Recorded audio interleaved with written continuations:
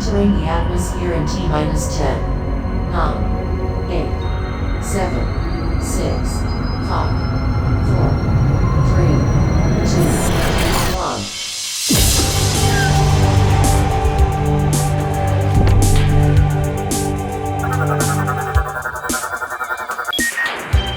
Hello everyone and welcome to the Omega Metroid Podcast from OmegaMetroid.com. My name is Andy Spiteri, joined by Dakota Lasky, Duminal Crossing.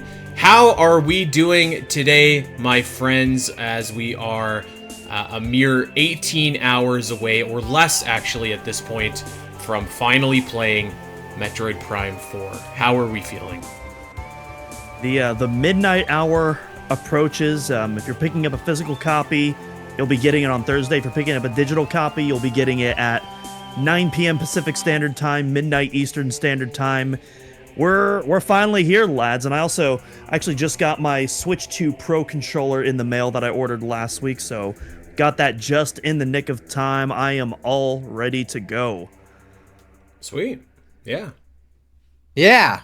Metroid Prime 4, it's finally here. We have successfully launched 2 major Metroid games since the start of the show. Here's the other one. I was just thinking about this. Now that Dread is out and Prime HD, Prime Remastered is out, and Prime 4 is out, all of the games that we've been waiting for since the show started have launched. So it's like, what's next? You know, what's after that? But no, I'm actually super excited, obviously, for Prime 4. Let's get that Metroid Fusion remake at some point down the road, but I feel like what's next is let's pump out some new Metroid games. It's been a long time waiting for these fabled games, Metroid Dread and Metroid Prime 4, and now they are both out, and things are looking up. Are you gentlemen grabbing a physical copy or a digital copy? I am going to show some restraint, and I'm going to wake up on Thursday morning, and I'm going to drive to my local GameStop, and I am going to pick up a physical copy, so I'm not going to be jumping in as early as some other people. But I have the entire weekend booked off, so I'm ready to go. You already know me. I'm getting everything. So I got a digital copy, but then I also have one physical copy each of the Switch 1 and Switch 2 versions that will be keeping sealed. And of course, I got a bunch of other copies from overseas trying to get my hands on those pre-order bonuses, which I do find it odd. There are still no US pre-order bonuses. At this point, I don't think we're getting any, which is very weird for Metroid, but nonetheless. I am probably going to look at how much space I have on my Switch 2 and then make a determination after that. I'll probably just buy it digitally and then get it physically like a week later or something. I don't need to have it physically, but I'll probably just have it just so I can have a physical copy for whatever reason, but I'll probably just end up getting it digitally too.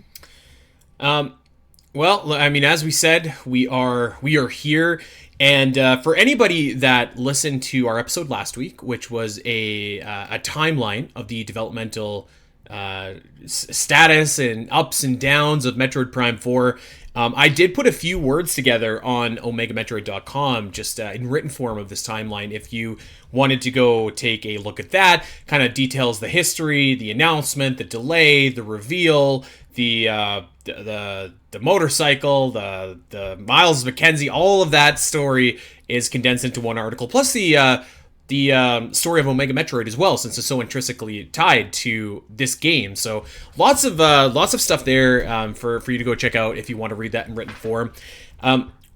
We do have a lot to get into today. So we have asked you for your questions, and we're going to answer all of these Metroid Prime 4 questions, or at least as many as we can. But I did think here, guys, that we should take a quick minute to just very briefly outline Omega Metroid's spoiler policy on Metroid Prime 4. So first and foremost, if you're in our server, we're going to ask you to keep it to the spoiler channel. We're going to ask you to use spoiler tags, even in the spoiler channel. But we've also let everybody know, like, hey, go in there at your own risk. On the podcast, what we're going to do, we're going to kind of like break down the game in acts, I guess you could say. So this either Saturday or Sunday, we're going to be back and we're going to have our first impressions, basically like what the previews covered, and we're going to detail obviously spoilers of what we're going to play.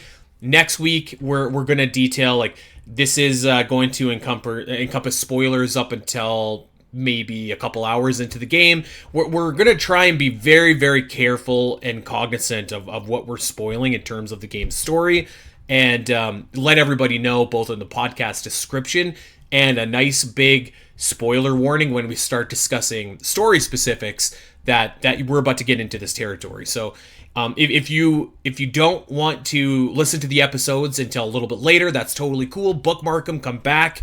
I imagine we'll probably do a whole story episode at some point as well, which will obviously be full of spoilers.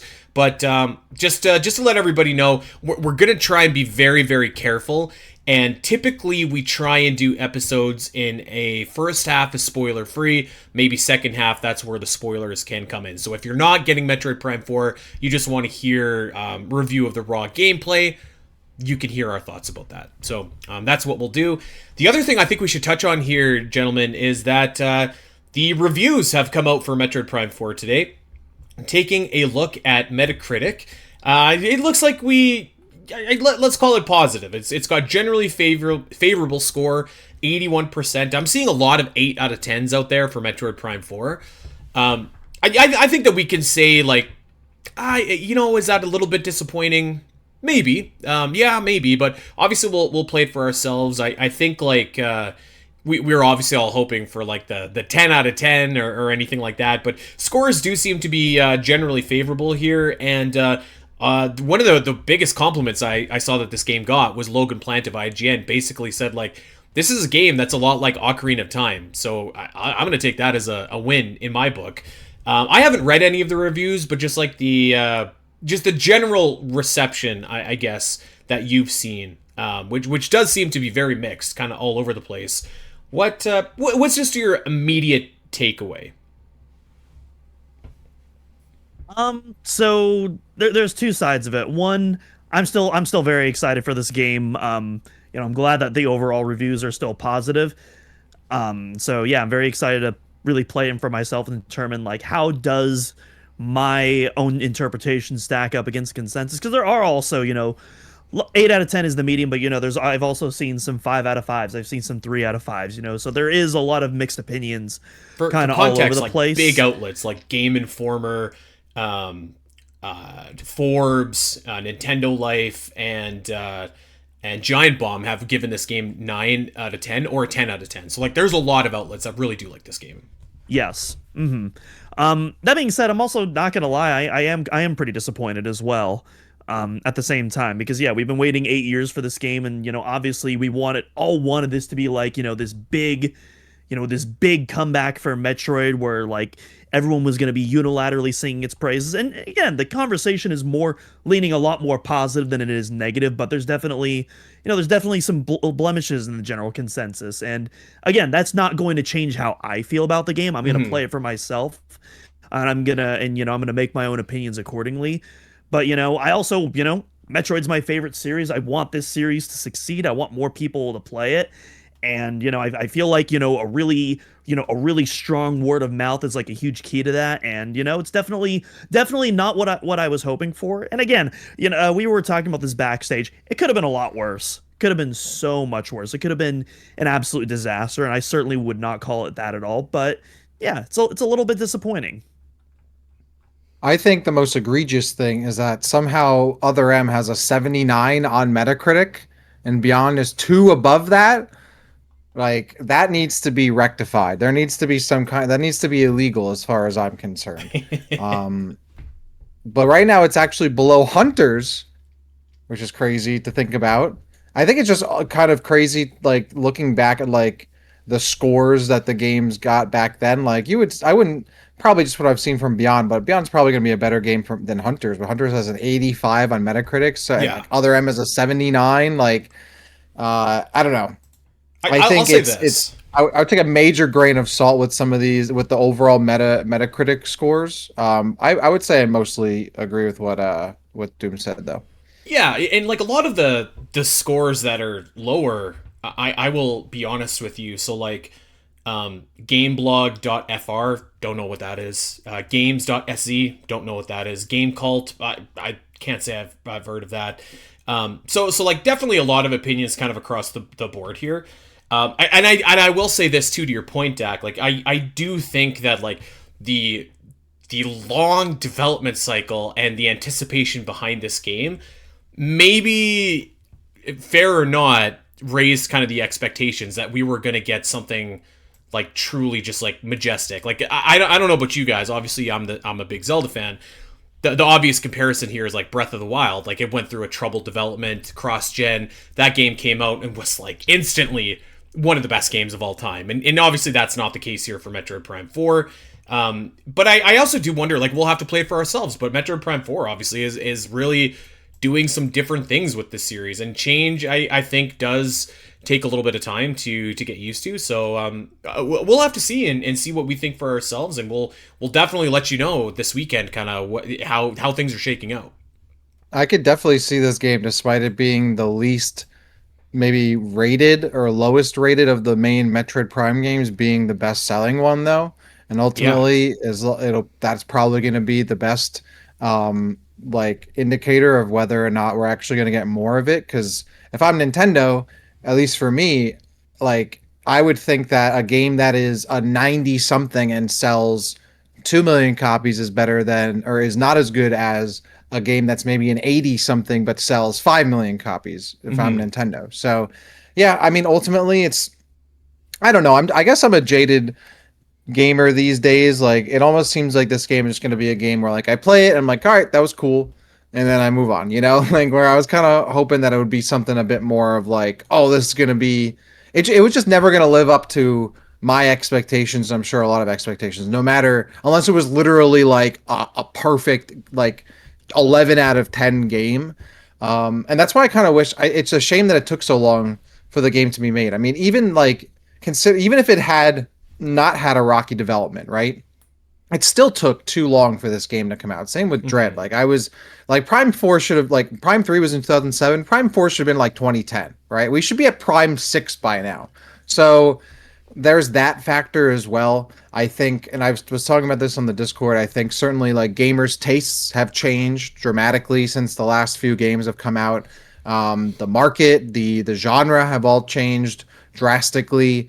You know, when Metroid Prime came out originally, like, it was very innovative and it was creative and it was different than the new, you know, the typical FPS game at the time.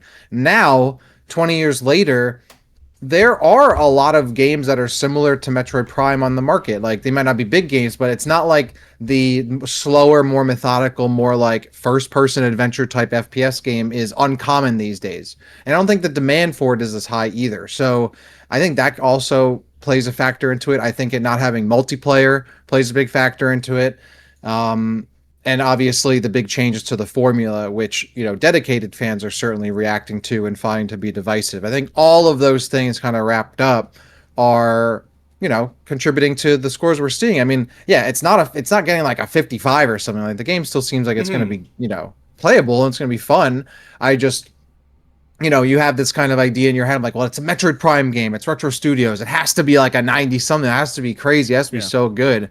And then, even if it's still good, but it's like just kind of missing that mark, yeah, it's a little bit of a bummer in terms of, like, well, this is a game that time investment, just in terms of like expectation of this being like not a generational game, but a game that, like, I'd want to go back to time and time again. Like, I don't know if it's going to be that type of game. And I just finished a run through of Metroid Prime Remastered on hard on 100%, right? And that was like, oh, that was so good. That was awesome. Like, no notes. Like, this is just a great experience. Nothing gets in the way. And with this game, I already know there's stuff that, like, I'm like, all right, I don't know. Like, is this going to be a game that I'm going to want to go back to afterward? Like, there is so far not a Switch 2 game that I've been truly in love with. And I was kind of hoping this would be that game. And it still could be. I'm not going to write it off entirely, but I wish I felt a bit more certain going into it, of it was like a game that I would be like, yeah, I'm going to be in love with this game, especially as a Metroid fan. And I guess that remains to be seen until, you know, a couple days from now. Yeah, I think, I mean, we'll have to see. I feel like for me, like, I am very open, generally speaking, to, like, making big changes in a franchise. So, like, I don't think that those changes that seem to bother a lot of people are going to necessarily be like the kryptonite of Metroid Prime 4 for me. But I mean, we'll see. Maybe I play the game and think Myles McKenzie is as insufferable as everybody kind of insinuated. So we'll let you know this weekend when we have our first impressions there. So Yeah, we'll have to see what the word of mouth has impact on sales. I do still think that this is going to be a very well selling game. Probably the best selling Metroid game that they've ever done. And I think that say what you will about the marketing, like we've talked a lot about it, but I feel like it's had a pretty good push here in the last little bit as well, with lots of trailers, news, buzz. I feel like so. We'll see how it all shakes out. We did put the call out for your fan questions, and we are going to spend the next hour or so tackling those fan questions here. And we got a ton of questions to answer, so we're definitely not going to get to them all, but maybe we'll try and revisit some of the ones that we don't get to. And I don't know about you guys, but I feel ready to just jump right into it. Yeah, Let's go. Okay, here we go. New Supreme Man asks, do you think Metroid Prime 4 Beyond will carry over the achievement system of corruption? I hope not, and I'm pretty sure it doesn't, or else I think we would have seen it by now, but I hope not, and I don't think it will, and I don't think it should. I don't think like achievements aren't like a thing that's like a big deal anymore. Like Yeah. I mean, Metroid Prime 3 dropped in 2007 with like the Xbox 360, which was, you know, a big leader in like doing the whole achievement thing, and now it's kind of very much like an afterthought, and it's like cool to have, but it's not something that I think people even really care about anymore. I think I said this on the show a couple weeks ago. I want the bobbleheads to return. Unfortunately, I don't think the bobbleheads have returned either, which is a shame. You don't know that for sure. I guess I don't. I guess I don't know that. I guess I'm assuming that because I was hoping there was going to be more stuff with the ship, and it doesn't seem like there's really much going on with Samus's ship at all in the game. I mean, I don't even know if it's like in most of the game, considering what happens at the beginning. So I think that was a bit of a shame, and I guess as a result. But I don't know. Maybe at the home base that you get or something where Myles hangs out, Myles has some bobbleheads or something. That could be cool. I could totally see that. I like achievements. I'm not crazy for them, so I don't really care one way or another. The game has them. And also, just throwing this out there, in Metroid Prime 3 and Metroid Prime Trilogy, if you don't like the achievements, you can turn them off. It is an option, and I am a big fan of options. All right, Cap has 2 for 1 question here. Part 1, what are your alternate skin wish lists for both Samus and Viola, if applicable? And 2, how many times will you replay Prime 4 consecutively? So I will answer the second question. I'm going to replay Prime 4 a lot for my own enjoyment, probably on hard mode, and then for Omega Metroid. So we're going to be building out a walkthrough over the course of the next couple months. So if this game is great or if this game stinks, I'm going to be really getting a lot of hours worth of Metroid Prime 4 in. As for alternate skins, Doom, do you got anything that you're looking for? Like, you know, alternate Samus suits from other games. I mean, that's something that I've been like advocating for a while now in like the 2D games and the 3D games. I love the Prime Remaster, but I always thought it was an odd choice, not a major choice, but like an odd choice to leave the fusion suit out. Bring it back, even if it still doesn't look that great in 3D. Just do it. So I'm always a big fan of stuff like that. I mean, you know, Phazon suit, Light suit are 2 of my favorite ones of all time. So I mean, I think that would be really cool, but yeah, I don't know. We do know that there is at least one alternate Viola skin, though, according to the amiibo. I have no idea what that looks like, if it's based on anything Metroid related or if it's some other like random, you know, kind of like COD nonsense skin. I have no idea. So I have 2 thoughts. I think that I wouldn't necessarily I wouldn't say I'd like want this, although I wouldn't like be upset at it either. But I think that an alternate skin for Viola is probably going to be a safe bet. Would be like Samus's ship colors, like the classic Metroid Prime ship, and I could just see like general Metroid colors as well, like kind of how like that mech in Federation Force had the Metroid suit, which for Federation Force actually looks pretty cool. I could see something kind of similar to that as well. Actually, to be honest with you, I think Federation Force, the amiibo skins, is probably a pretty decent comparable to what you can expect for the Viola skins. I think that's probably the better route if they do go any of these routes, is to like, I guess, so they don't change like Samus's look. You get like a bunch of different cool skins or like customization for the Viola. That's what I would do. I hope we get something cool. I would love if they were just like straight up. I should be able to just go into a menu and like change the colors myself on the Viola, right? And not necessarily be tied to like preset skins. That's what I think would be cool. I don't think we're gonna get either many skins or, color way changing for the suit, unfortunately, or any of her suit upgrades. But I think the Viola was probably that opportunity. Whether or not they take it, I don't know. In terms of playing the game a bunch, I'm definitely gonna play it. I mean, definitely gonna play it at least twice in a row because I'm gonna play it regular mode and then hard mode, and I would gonna probably play it a bunch more after that too. So I mean, I don't know. There's no way to really know that, but I'm certainly gonna play a bunch. I mean, there's no other games coming out really that I'm kind of looking forward to after this one until like I don't know, Grand Theft Auto. Like I don't know what else is coming out. So it's pretty much gonna be that. I'm gonna play it a bunch of times for sure. Yeah. You've forgotten take it back, Tamagotchi there Life is- coming out for the Nintendo Switch 1. Oh my God, how could I forget about Tamagotchi Life? You're right, actually. I'm gonna hard mode 100% that game. I was gonna say I did forget one a Viola skin we do need. We need the Kirby Viola skin. Oh Jesus! Just because Andy would be mad and it would be very funny. That I would go and Metacritic this and give it a 0 if there's a Kirby skin in this game. I swear to God. What if there's like in that new Kirby game where like Kirby could like swallow a car and like a fridge and all that kind of stuff? Like what if there like some artist out there has had to have done a Viola Kirby where like the Kirby has like swallowed the whole bike entirely and that's what it looks like. I have I'm sure a it's out meme there. on my phone of the Kirby Samus ship, so I bet you it's there. Yeah.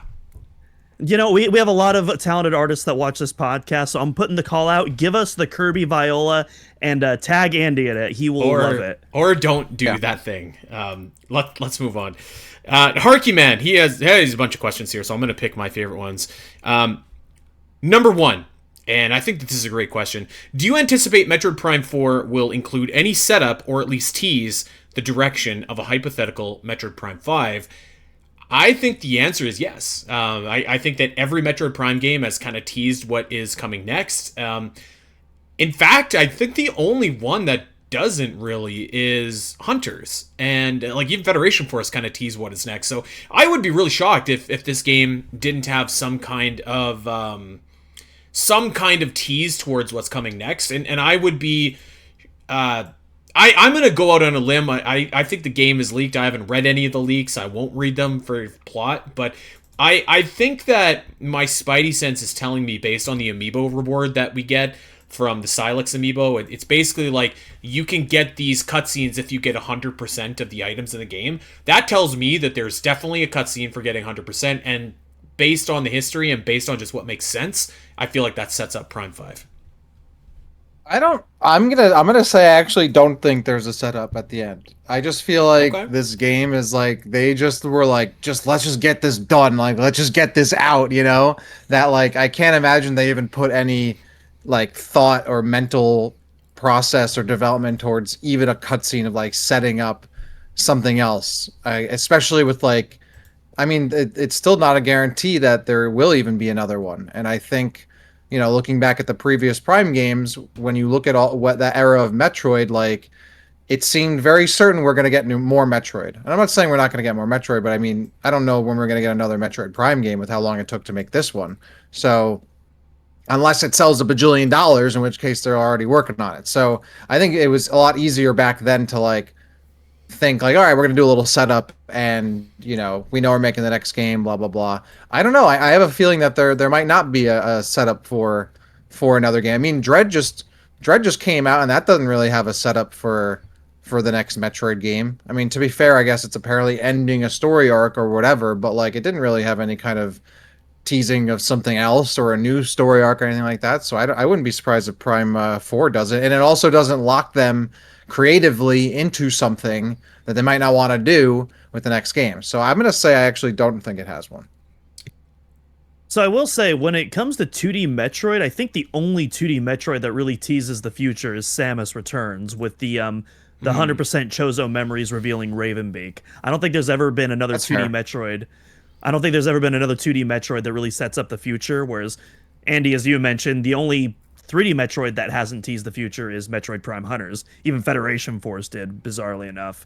So Just based on those odds specifically, I'm feeling pretty optimistic we'll see a tease, and especially nowadays where like post credits scenes are like so normalized nowadays. Like I feel like I feel like there's pretty good odds. Not a guarantee by any means, but I'm feeling pretty optimistic we'll see something.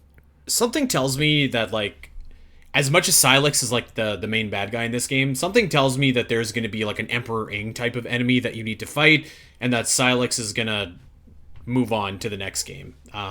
That's just my only counter to your counter is that the 2D Metroid series has historically not been made by the same developer.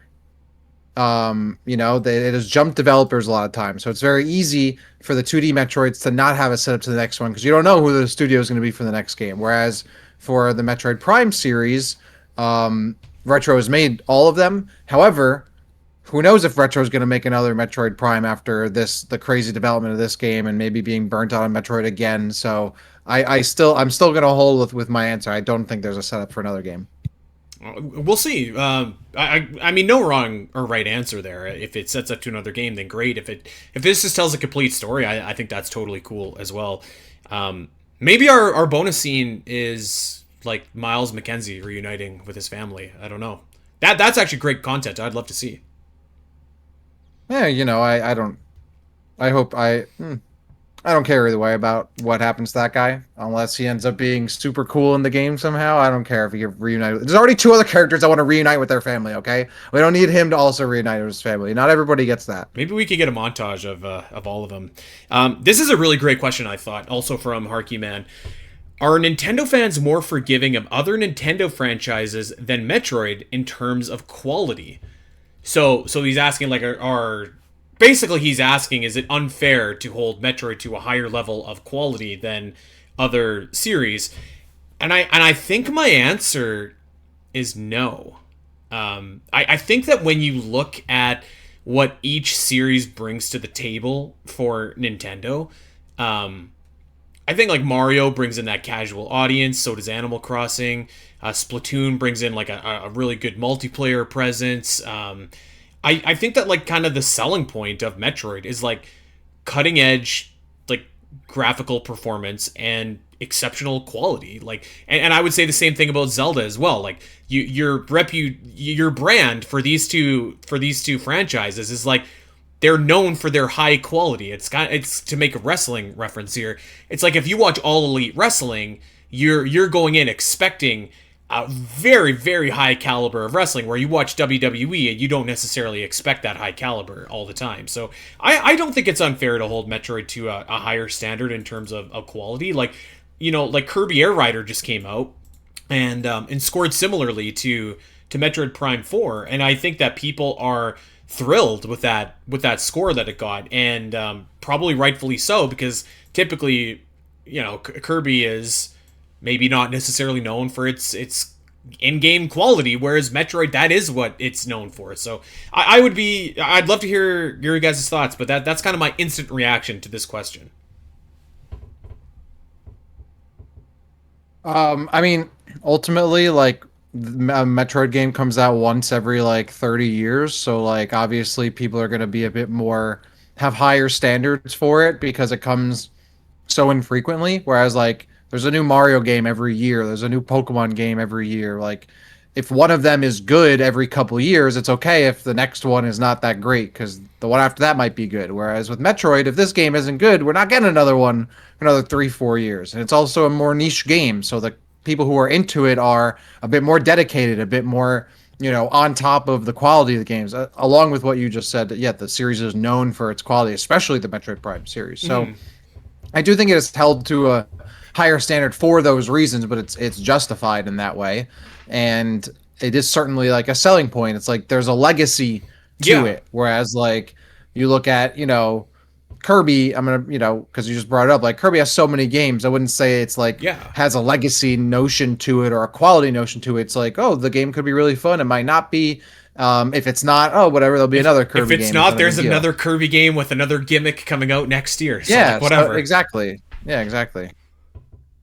Yeah, going off that, I also want to kind of revisit the niche conversation because I think that's a big part of it too. Because at least when I hearing that question, the first thing that I'm thinking on my mind is Pokemon. That's like the big, Nintendo quality game that like people always ask questions about, and I think that's the big thing right there is Metroid is niche and Pokemon isn't. When you're hearing people complain about Pokemon's quality, that's coming from a very tiny portion of the people that are buying Pokemon. Whereas when you hear people discussing Metroid, that's a much larger size of the pool of people that are purchasing Metroid. Yeah.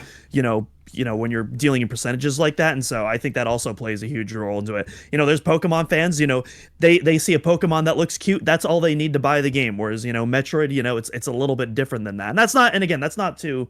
It's not to poo-poo on the Pokemon fans. Again, that's just all percentages, really. It's all just a part of being a niche series versus being a mainstream series. And so I pretty much agree with everything you all said, but I wanted to add that there as well. Last one we'll do from Harkyman here, in more of a general question for the Prime series rather than Prime 4, but can the Prime games ever move on beyond the period between Metroid and Metroid 2, or are they destined to be interquels? I hope they do, to be honest with you. I feel like we've kind of got stuck there, and it made sense for the trilogy to be there. Like the first one, that's kind of where they landed, and obviously the other ones were direct sequels. Have they straight out confirmed that this game takes place immediately after Federation Force? If not, that's obviously the assumption. But I think there's a lot of really great story potential that you could do between Super and Fusion, between Fusion and Dread. There's a lot of areas that you could really go to in the series. Like post Dread, I think would be incredible. I hope that they do move on beyond this kind of time period. Yeah, I agree. I mean, I wouldn't hate it either way. I'm totally fine with it because ultimately, what really matters is the sequence of events, and if they want to fit a bunch more games in between these, the beginning of Metroid Prime and Metroid 2 or whatever, that's fine. I think it would be super cool if we were able to get later in the timeline, but from the first person perspective. I mean, ultimately, at the end of the day, Metroid Prime is really more so the type of game than the actual setting necessarily. Yeah. And they absolutely could, after this one decide, hey, we want to do one that's after Dread or between Super and Fusion, because they've never done that before, as far as I know. So, they could certainly. That was sarcasm, by the way. I don't know. Neither of you made a reaction to what I was saying, so I had to clarify. I did a sly little. Okay. I took you. Andy didn't react at all. Andy didn't react at all. So, I think if we're gonna get more Metroid Prime games, I do think it'll be another trilogy or a sequel to Prime 4 directly. But yes, I wouldn't be against. I think it would be cool to have it branch out beyond that. It's really just a type of game necessarily. Yeah. Yep, I don't have a lot to say other than that. Yeah, I'd love to see it. As of right now, we haven't set that precedent, so I don't think it's gonna happen. But I think it'd be cool if it did. I just don't know why we're stuck here. Let's go somewhere else. I think Prime 4 would have been a great spot to do that. And like I said, maybe a dumb question, but we're assuming Prime 4 takes place directly after 3 in Federation Force, right? But have they actually went out and confirmed that? I'm not sure. I don't think so. No. I don't think so. I mean, it's a safe assumption to make, obviously, but I still don't know if there's any time travel shenanigans in this game either, because I have no idea. So that could be a factor too. I'm okay with Prime 4 being between Federation Force and 2 though, because it does have to do with Sylux, and I know we've argued about it on this show before, but I think it would have been super dumb if the game took place after Dread or something, but then had Sylux involved. That doesn't make any sense to me. So I think if they're gonna, I know everyone's oh, this is a new story, and it is, but very clearly building on stuff that happened in the previous trilogy and spin-offs or whatever. It's a direct, it might be a new story, but it's a direct sequel to those games. I think if we're gonna have it outside of this time period, it has to be entirely new or directly following one of the 2D games. I think that would be fun. Eventually, I think it would be cool if just because another game is coming out after Dread doesn't necessarily mean it could be a 2D game, and vice versa. So yeah. I'd even love to see a Metroid Prime Zero, a prequel before Metroid. I think that could be compelling as well. So okay, this is kind of a cool question from our pal Big Griff. if Nintendo decided not to announce Metroid Prime 4 early back in 2017, would the game have never been announced until 2024? If not, what would Nintendo have decided to announce it? Or when would Nintendo have decided to announce it? So if they didn't kind of throw Metroid fans a bone and announce this game super early, which ultimately, of course, spectacularly backfired, would we have seen this game announced in 2024? Or not announced until 2024. So I think, yeah, like I don't know about 2024. Like clearly they would not have, if they didn't announce it in 2017, then they would not have told us about the developmental restart. That's probably more information than they ever wanted anybody to know.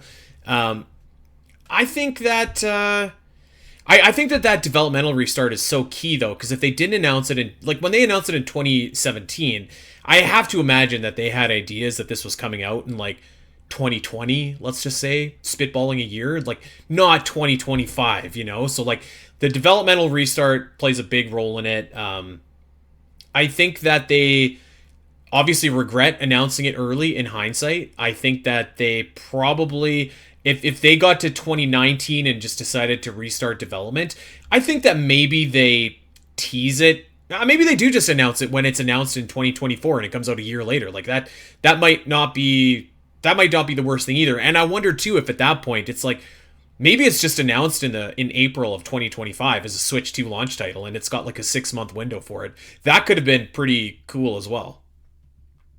Yeah, honestly, that's what I'm thinking. Either 2024 or even as late as 2025 to match kind of that, maybe not quite as short as the Metroid Dread marketing cycle, but just a little bit of room, kind of announce that. You can even make the argument that maybe that's the one more thing in the Switch 2 presentation of April even. Maybe, yeah. I think ultimately, like, Metroid Prime 4 is definitely a big reason why Nintendo doesn't do those early reveals or, like, long, far away announcements anymore because of that. On the other hand, I think the industry was kind of trending in that direction anyway. Even if that hadn't happened, like, games just are not announced early, like, in that way very often anymore.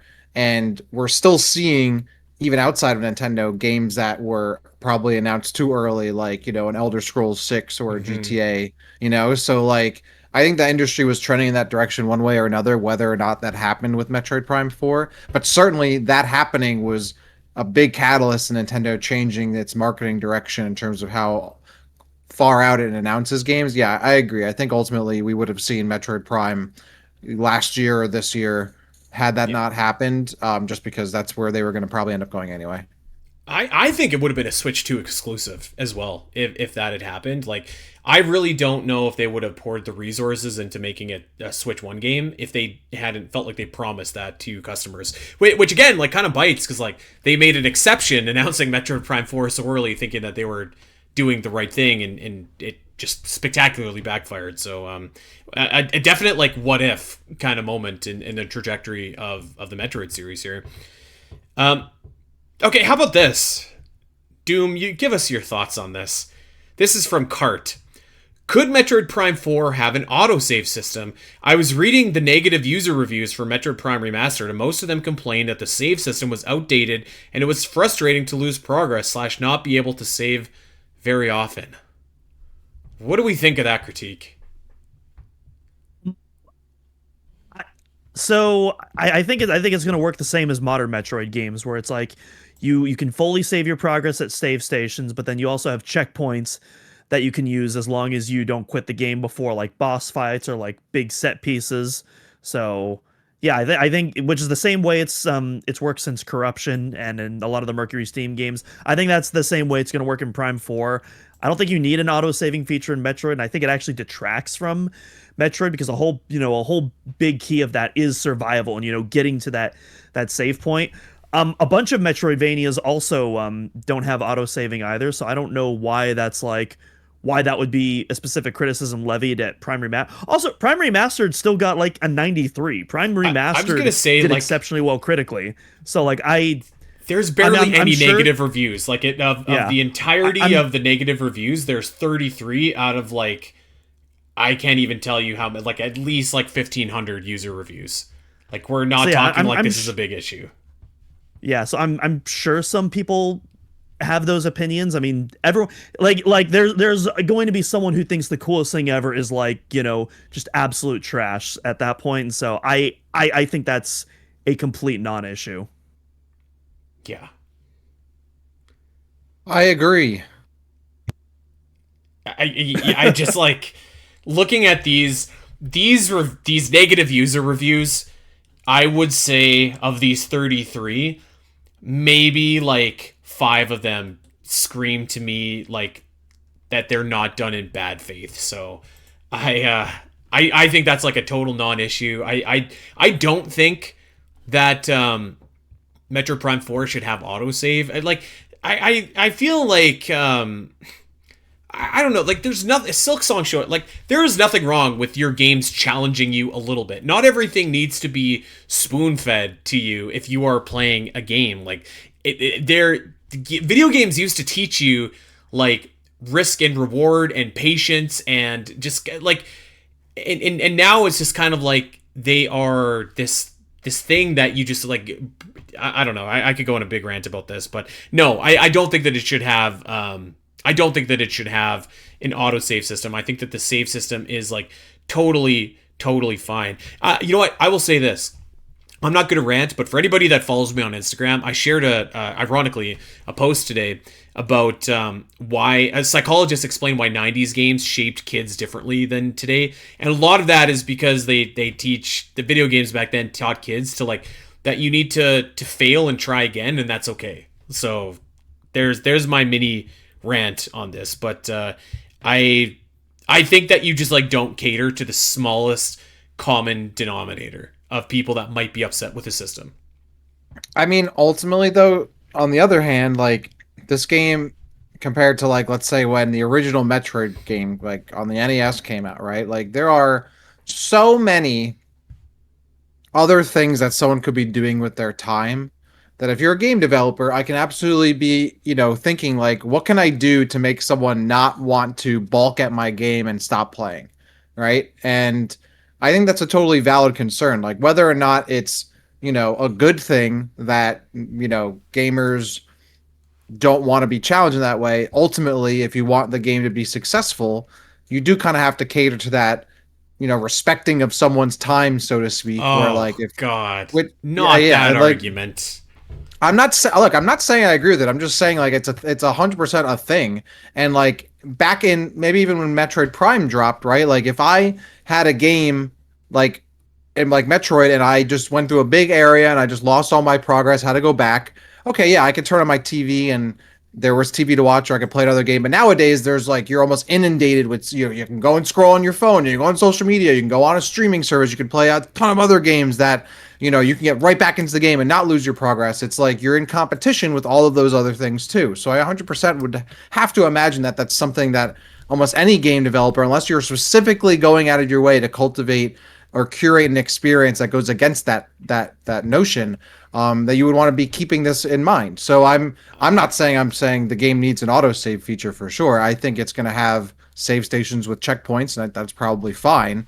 But I think the days of like a game that is going to put you in a situation where you just lost all of your progress and like they're going to be afraid. They're like, oh, I just lost all my progress. Screw this game. I'm going to go play Fortnite. I'm going to go watch, something on TV. I'm going to watch Stranger Things. I'm going to go scroll on my phone, blah, blah, blah. Which is, I think, a bigger factor than it was back when Metroid Prime or older Metroids came out. I have to imagine that's something that's on their mind. I respectfully completely reject that. Elden Ring, Sylux, Hollow Knight, like those games are massively successful. Yeah, but those games have.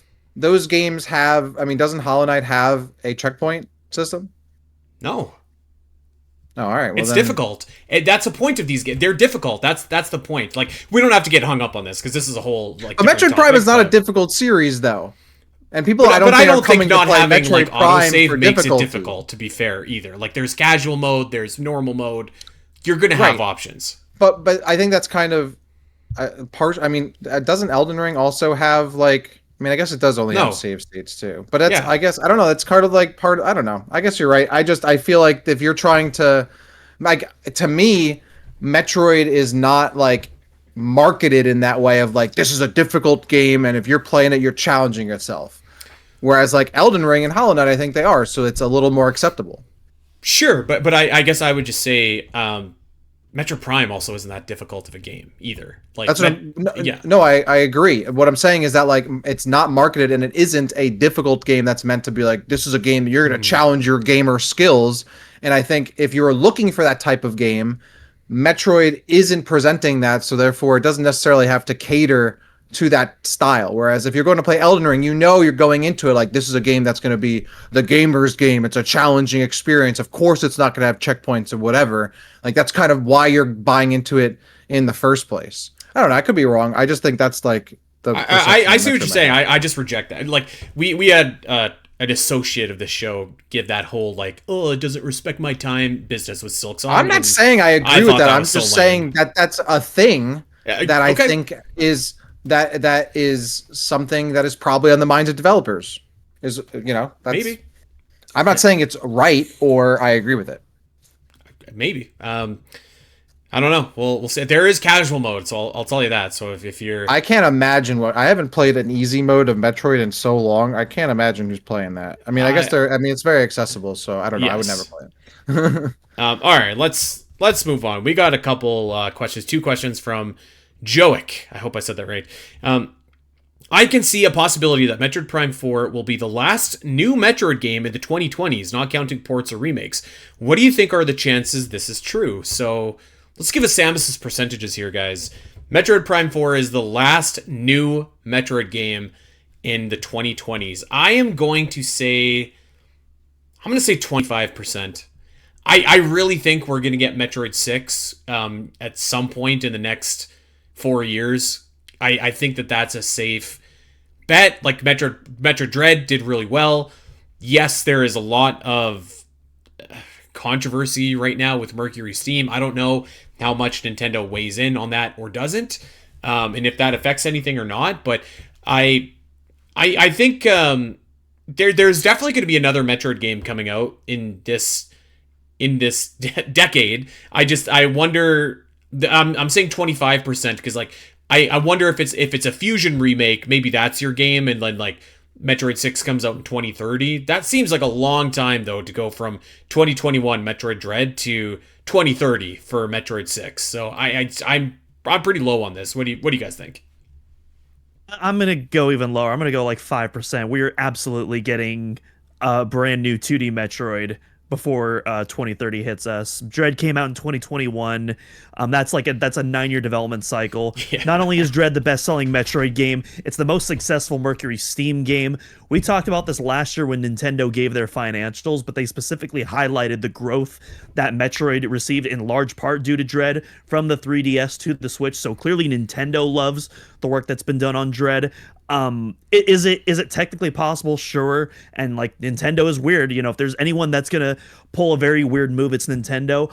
In spite of that, I would be absolutely stunned if we did not see a new 2D Metroid before 2030. I'm gonna say maybe like a 35 or 40%, maybe. The only reason I say that is because you always bring up like the Fusion or Super remake, and I think that could very well be what Mercury Steam goes to instead of a sequel to Dread. And not that I think that they're maybe starting 2D development or 2D Metroid development right now, but if I was Nintendo and I saw the reaction and then maybe potentially the not so great sales, I'm not saying that's going to be the case of Metroid Prime 4, in their minds they might be like, well, you know what? Maybe we got to go back to just putting out a remake of a game we know is going to do well because we know the game is good, right? I mean, Metroid Prime Remastered didn't sell a ton, but it was critically received very well because it was a remake of a game that was critically received very well 20 years ago. I could very much see them being like, you know what? We need to put out a game that we know is going to sell, that we know is going to be hype. Super Metroid remake, right? Something like that. So that's the only reason why I think it's maybe 40 is a little high, maybe 30, 35%. But we're pretty much on track, I think. Yeah, I agree. I don't necessarily, I'm not super convinced. And also just with game development times, like it's not like they've been working on another 2D Metroid this whole time. It could very well be that after Dread released, they went on to make that other game they worked on, and then maybe pre-production started only recently, and who knows, there could be another restarted development, something like that. Like game development, especially these days, is crazy in terms of its length. I don't know. I can't say that I'm super convinced that we will see another. I mean, in this decade, I don't know, is the cutoff 2029? Like, there's only 4 more years. I think there's very much a good chance that we don't see a new 2D or a wholly new Metroid in that time. I don't think that's entirely crazy to me. We'll see. I would kind of pinpoint. I think like 2027 is a totally reasonable time for a new 2D Metroid. How about this as a Samus percentage? Let me up the ante here. Hypothetically, let's just say Metroid Prime 5 comes out in the year 2029. Assuming obviously Metroid Prime 5 happens. That I would be much more dicey on, but I couldn't say that was impossible either. I assuming that Retro Studios tackles development and assuming they're going to use the same engine that they spent a long time building, I wouldn't say it's like impossible that Metroid Prime, and assuming Metroid Prime 4 is a success, I wouldn't say it's impossible Metroid Prime 5 is out in 2029. 2029. That's the earliest I would put a Prime 5. But like I would if I'm giving it a Samus percentage, I'm gonna go like I'll stick with 25%. Not impossible, but like maybe not likely, but could happen. I'd probably do like a 20-25 on that. That sounds right to me. Yeah. So great question. Actually, this is a great question too from Joic. After Metroid Prime 4, who do you see being in Smash first? Sylux or Ravenbeak? Sylux. Easy Doom, Sylux answer. I don't know. It could go either way. I mean, Sakurai just wrapped up Air Riders, so if they're doing Smash next, I would imagine Smash is going to be the next game that he starts pre-production on. So I would imagine they're going to look at probably like which character is more relevant, which people like more. So I don't know. It's hard to tell. People might end up liking Ravenbeak more. They go with that. Sylux is also the more recent character. They could go with him as well. So yeah, I don't know. I'll go Sylux just because of relevancy, but I don't know. They could easily pull another one. They're also, I guess it's not true anymore because we got Dark Samus, but there definitely is a little bit more of like a 2D Metroid influence in Smash as well. So something to keep in mind there. But yeah, I don't know. I could honestly see it go either way. I don't know if I would say there's more of a 2D. I would say it's more 3D if anything. I could see none of them getting in, which would break my heart actually. That's probably what's going to happen. That's probably what's going to happen. I'll make it 3 for 3 for Sylux.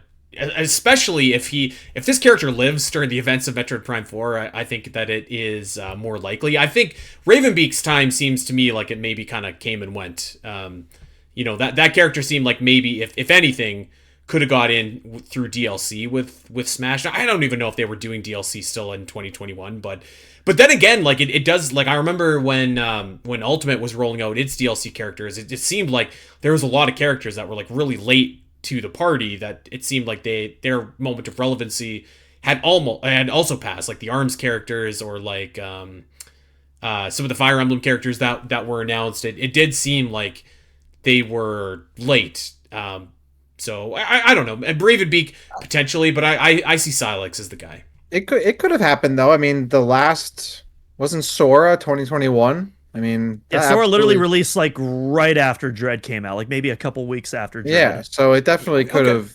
It could have happened, but on the other hand, Samus still has her other M suit in Smash, so there's that.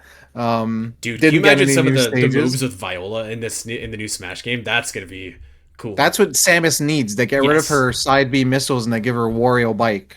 That would be cool. Hell yeah. That would be so awesome, actually. Okay, let's move on. This is from Lolo Zozo. In terms of story, we seem to be at a turning point on both the Prime side and the 2D side, with Beyond introducing a new Chozo-like species and a new rival, where Dread was decidedly the end of the Metroid saga. Going forward, would you rather the 2D and Prime plotlines stay mostly parallel like they have been so far, or would you like them to play off of each other a little bit more? I think we just answered that earlier, though. I think we're with like a Prime game following outside of the current timeline it's in or whatever. Yeah. Or it's part of the timeline. Yeah, I think I mean, we even saw in Samus Returns there was already a little bit of a mix there as well with Proteus Ridley. So yeah, I don't think they need to be separate anymore. I think it's fine, but it seems like maybe from Nintendo's perspectives, they do like to keep them separate Mhm. and kind of contained on their own. Also, the whole thing of like Dread finishing up like an arc of a story, like they just came up with that at the end. Like that Yeah. wasn't. I don't think like that was like that was they said that. I'm like, oh, okay, I guess that's true. Sure, whatever. That storyline started back in 1994, okay? I guess, but like to me, like when I finished playing Fusion, I was like, oh, there's so much more that's gonna happen. Like there's, and then they're like, no, this is actually the last one of this arc. I'm like, okay, arc, sure, whatever, fine. Yeah, I do think they could mix more. If they don't, that's fine. But I think it would be cool if they did. I have a proposition, actually. I'm a big fan of integrating them more. And hypothetically, if they ever did a remake for Super Metroid, for example, make it a first-person game. Like, make it a first-person adventure. Like, reanimate how those bosses work. Like, you could get that Kraid fight that everybody always wanted. Mother Brain Torian would be really cool first-person. Like, I think that there is, like, definitely opportunity to mix those sub-series together, like, way more. So I would love to see them kind of crisscross together more, yeah. Doom? I don't have You anything on to board? add. Okay.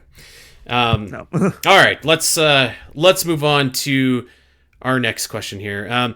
This is from Cart. I did not vet this question before, so here we go. What subtitle would Metroid Prime 5 have? Just for fun, we don't have to know the ending of 4. My try.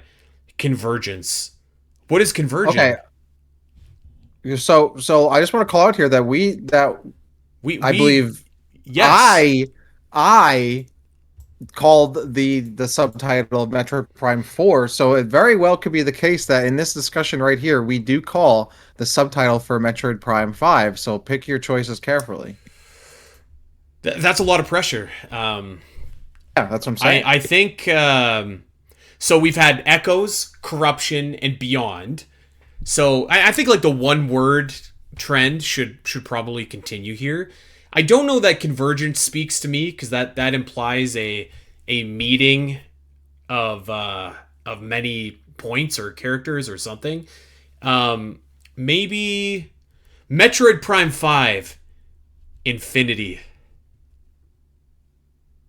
No. What does that mean? What if- I don't know, but I think it sounds kind of cool. See when I hear that, I think of Halo Infinite, and that just makes me Yeah, sad. So exactly. no, That makes Oh, me that think didn't of cross stuff. my mind at all, but I do. Yeah. I get that. Yeah. What about you? What do you got? Metroid Prime 5 and the Forgotten Land plus Star-Crossed Wasteland. Oh, come on! Don't give us that garbage. Give us a real guess here.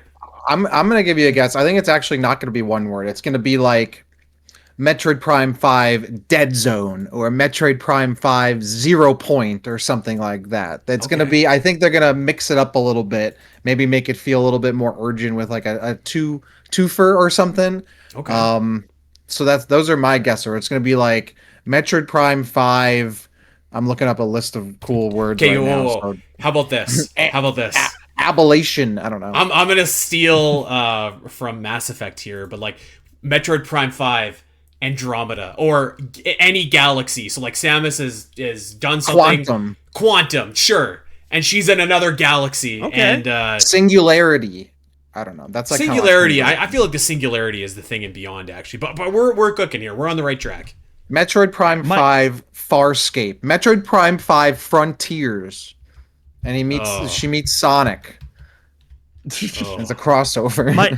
My actual guess, Metroid Prime 5 Exodus. And the thing is, I think the reason that came to my mind is because of Metro Exodus, which also very much sounds like Metroid Exodus. Okay, I like that. What about Metroid Prime 5 Beyonder?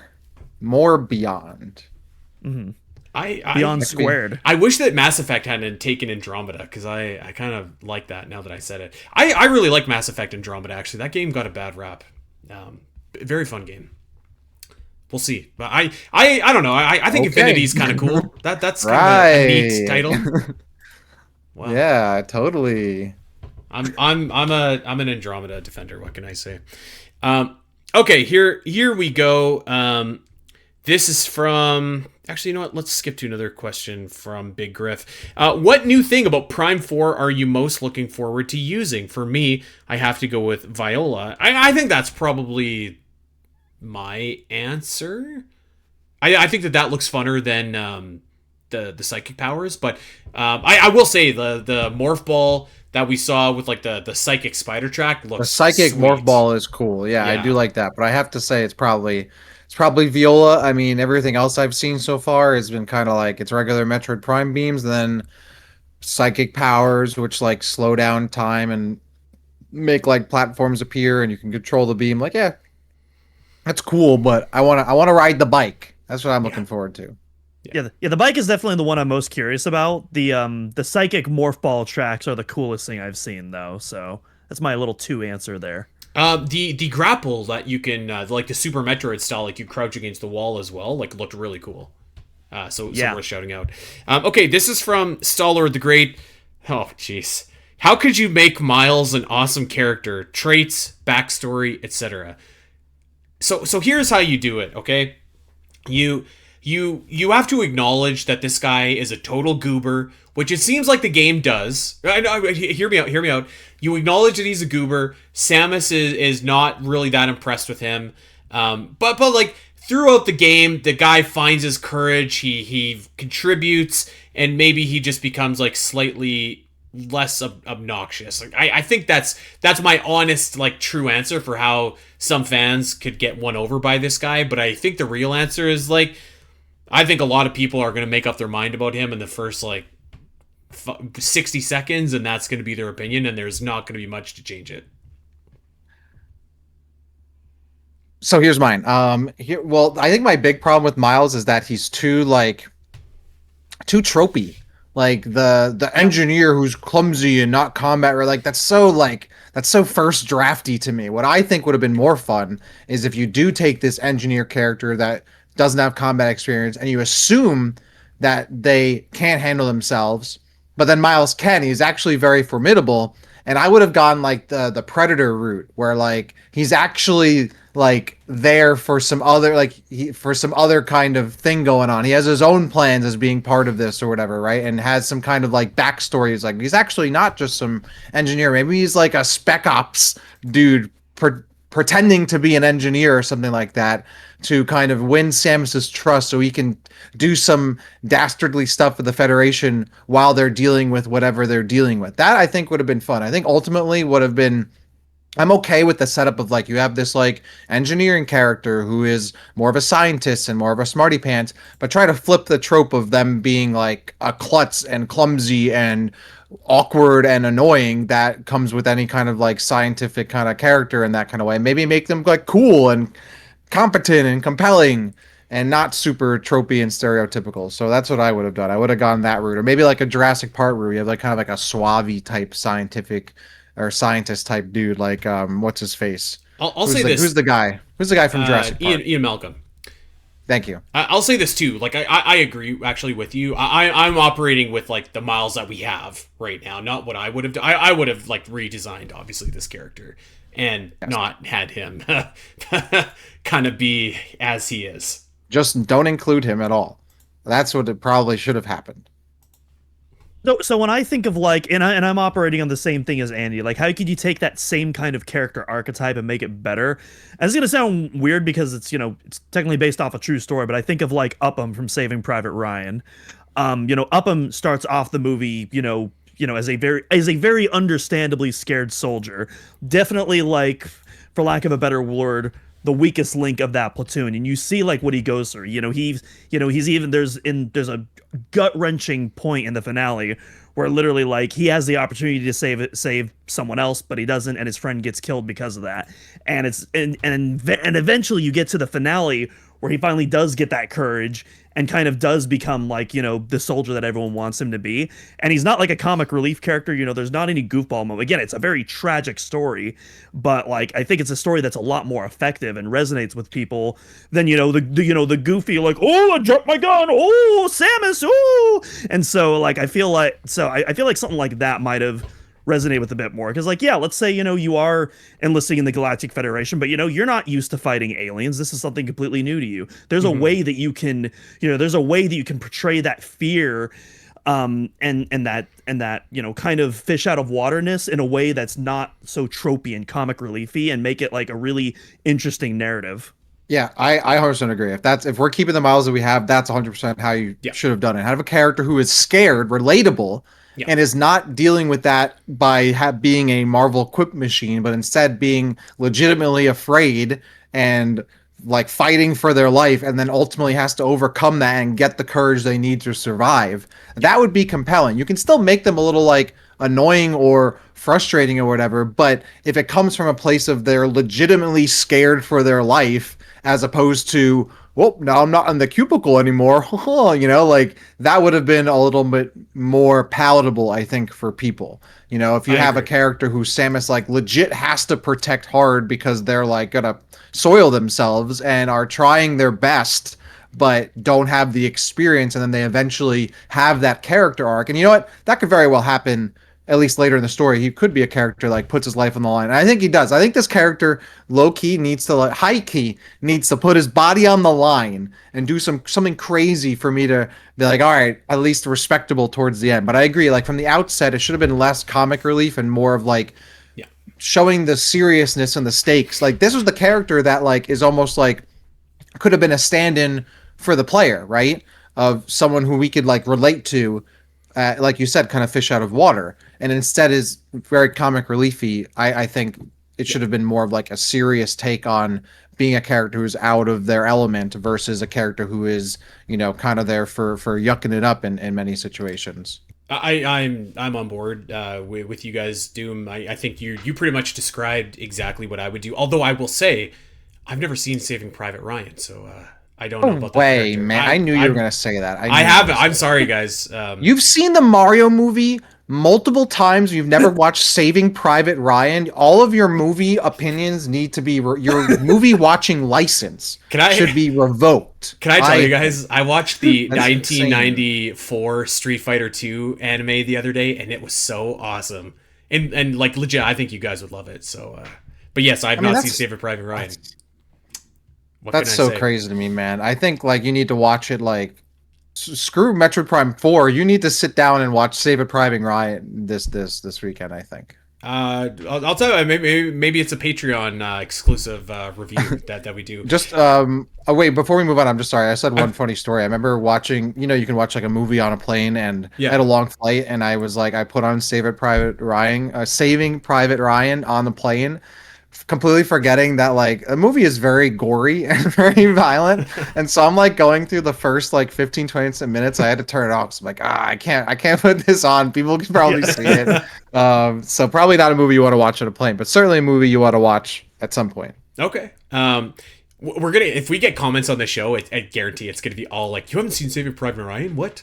I actually as people should comment. Yeah, they should. Okay, yeah. Okay. I'm not saying it's not legit. I'm just saying that's going to be the takeaway. It's like actually one like don't get me wrong, it's a sad, gut-wrenching movie, but it's like legit one of the best movies ever made. This is how I feel when people say that they haven't seen the Super Mario Bros. Movie from 1993. The same level of trepidation. Before we move on, I want to throw one other scenario that I would be shocked if this happened, but I think another way to make Myles like a cool character is like have him do a heel turn at the end. And I'm being serious. Like, do you guys remember that really smarmy mechanic from Metroid Other M at the beginning of the game that kind of is getting Samus back up to speed? He kind of reminds me of Myles a little bit. And like they didn't really go anywhere with this, but if he was like kind of an evil dude, I think that wouldn't be the worst idea either to turn Myles into like this low-key like genius kind of creep who is. That's what I was saying earlier. Like he should be a character who like had some under things going on and like some ulterior motives, and maybe even playing up. Like that would have been really good. And maybe, you know what, I have not seen the end of the game, maybe this is what happens, but it could be. I think it would have been so cool if he was intentionally being clumsy and klutzy and annoying because he's hiding his true identity and motives of being some dastardly guy. That would be fire. Unfortunately, it doesn't translate to good first impressions of the game, but no, that would be sick. That would be really cool. or the clumsiness is actually just an excuse to sabotage the mission, but he's Right, playing it up exactly. as like, oh, I made an honest mistake. That could work too. Yeah, that would be, I think, giving the game too much credit that they would think about that, unfortunately. But that would be I really fun. agree. That'd be But really that cool. would be really That would fun. be really cool, yeah. Okay. Oh my god, we got a lot more here. So I'm gonna pick and choose kind of carefully here. This is from Deadly Blockman. Do you think we could see more Metroid games in the future with slight open world elements like the desert in Metroid Prime 4? Yeah, I definitely think so. I think that you're probably gonna see like more areas like that actually in Metroid games. Depending on how the reception is to Soul Valley, like the comparable that I've heard, and I don't know if you guys have heard this as well, but going back to that Ocarina of Time comparison, I've heard that like Soul Valley is kind of like the Hyrule Field of Metroid Prime 4, which I think is like totally fine actually. I could definitely see like more areas kind of taking like the like almost like the Super Mario Odyssey approach, where like they're big sandbox areas but still kind of themed. I'd be totally open to that. Yeah. You know, I'm not against it. I have heard some things about the game that like it feels less like a previous Metroid game where like you're kind of going through the different areas back and forth, and it's more so like you go to the hub, then you go to this area, you do the things there, you come back to the hub, you go to the next one, and it kind of like loses that flow of moving place to place and kind of in fluidity. But I do agree we're going to see more of it, and I think that's kind of just their means of not just having maybe so much backtracking that's so evident, or just playing into more current gaming trends. I mean, very obviously that's what the Soul Desert is trying to kind of capture that, popularity of what Nintendo has been doing since Yeah. Breath of the Wild, which I guess is fine. I hope it doesn't lose that fluidity that like previous Metroid games have had, but I do think we're gonna get more of those like kind of open area.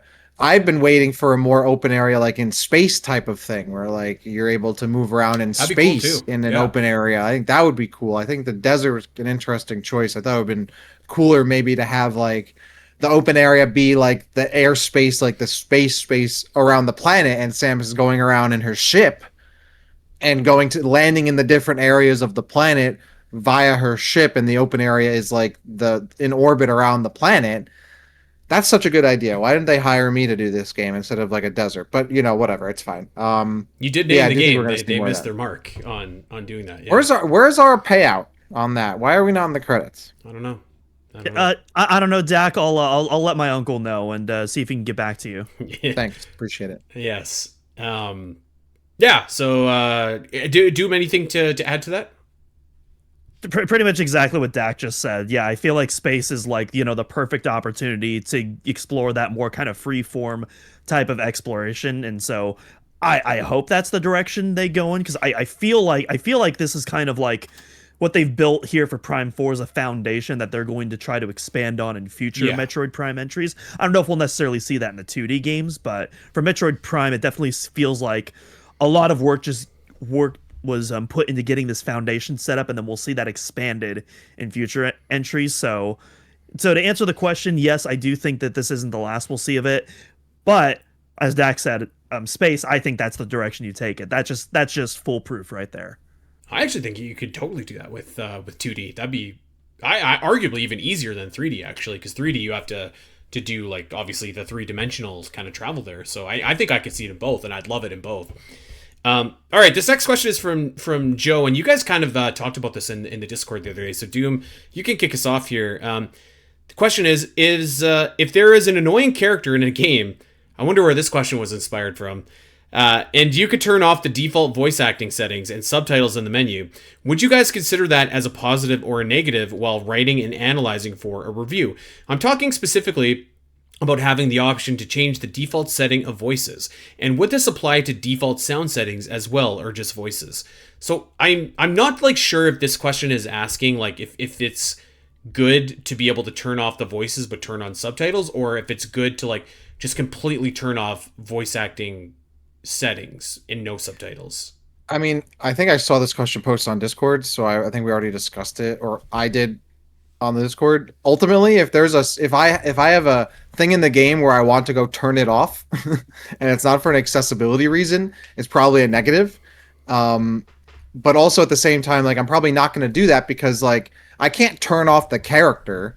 I might not be able to hear his voice, but the cutscene's still going to happen. He's still going to be in the game. I'm still going to see the writing. So like ultimately that's a shame. But yes, I would say like if there's something in the game where like I want to go out of my way to turn it off and it's not for an accessibility or a difficulty reason, I would say it's a negative, and I would put that if I were writing a review as a negative to it.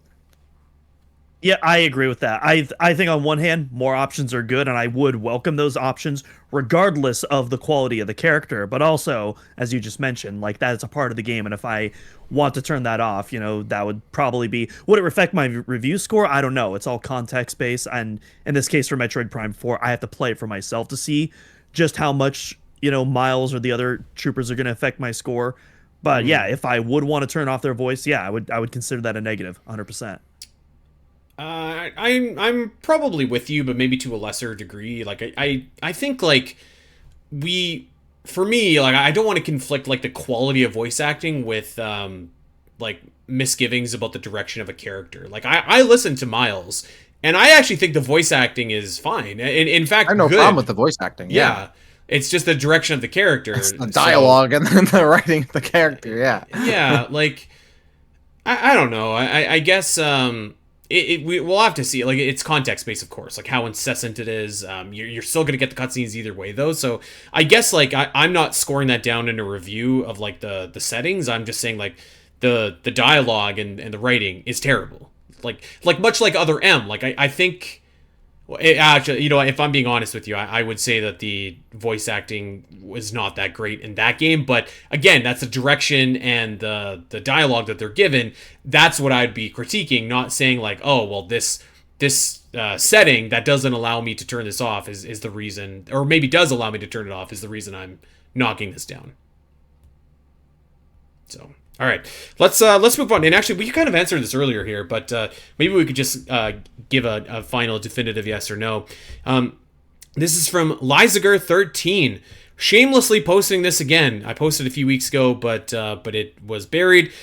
Is it better for the Metroid franchise if Prime 4 has 95 plus on Metacritic and sells less than 2 million, or if it is 85 on Metacritic but reaches a broader audience and sells 5 million? I think it's clearly the latter. I feel like I said almost verbatim. But yeah, I just want to make sure we answer this question. It's clearly the latter.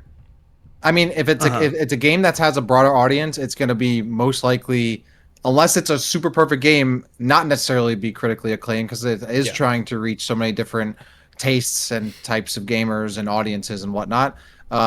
I mean, ultimately, what Nintendo probably cares about, unless the game is getting zeros or ones, is how much it sells and how much they make money on it. Yeah. And if they're going to make more Metroid games, and if you want more Metroid games, yes, you take the 80 selling 50 million or 5 million units. 50 million units would be sick.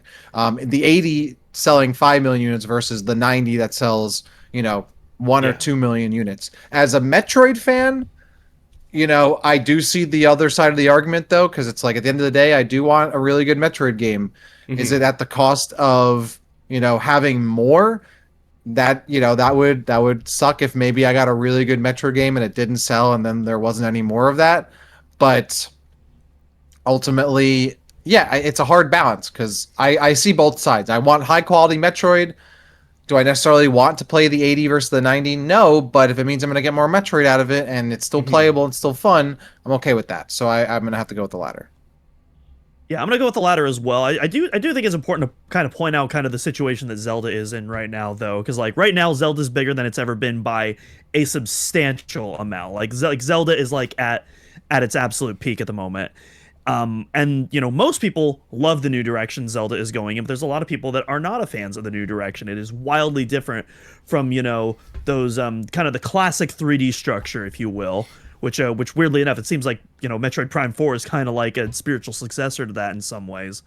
But I do think there is a conversation about that as well, where it's like, if you are like a really big fan of that kind of classic 3D style of Zelda, are you someone who, prefers the current state of Zelda? It's in where it's more relevant than it's ever been, but you're maybe not necessarily getting the type of games that you want anymore. Because obviously, Nintendo is going to continue down this new standard for Zelda because, the sales have skyrocketed.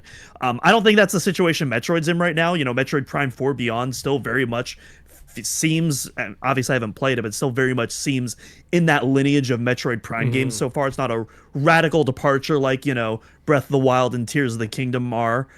But so yeah, just something to consider as well, I think, because it is a nuanced take, but ultimately I agree. I'll take the 85.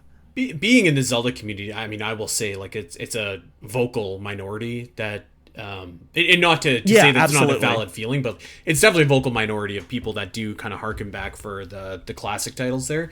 I think what like basically the only scenario, and I do want to acknowledge too, like you do want to keep the prestige of your series, like that, like we said earlier, that is a selling point I think of Metroid. So we definitely, we don't want to just be, we don't want to turn this series into Kirby here, where you're pumping out games year after year after year. But I will say, like, I think the only scenario where lots of sales equals bad is like, let's just pick on Metroid Prime Federation Force. Let's pretend that game sold like 15 million copies, but everybody hated it. Like that's when you're just like, yeah, I wouldn't want that. Right. Then people are just like, I'm never buying this game again. And I feel like I got fooled or taken for a ride. This game sucks. That's the only time when you're just like, oh, okay, this is a bad thing that we've sold more copies of a game. And to be honest with you, even in that hypothetical scenario, like obviously there was something about Metroid Prime Federation Force that enticed people to buy it. So like you can build off that foundation, I think. So yeah.